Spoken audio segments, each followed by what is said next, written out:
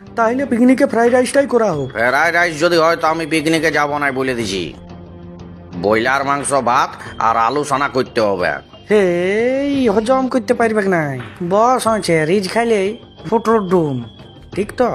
আমাকে কেমন বুড়া বলছে দেখ। আমি সোজা সাপটা কথাই বলি, কিন্তু মালটা আমি অল্প টেढ़া আছি।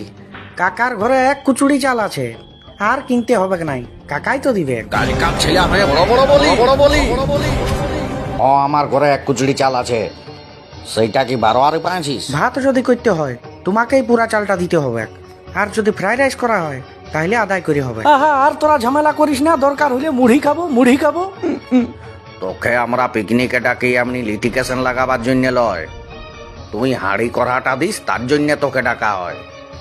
তুই এই ফ্রাইড রাইসের কথাটা আগে তুলেছিস। ভাত আর আলু সানা হবে কেই, ওইটার ঝামেলা কম আছে। তোরা কি জানিস, তোরা তো পালাইন দিবি আমাকে রাইনতে দিয়ে। আমার কাছে কেউ থাকে নাই, সব চলে যায় লাল জল খাইতে। ওই দায়িত্বটা আমার আছে।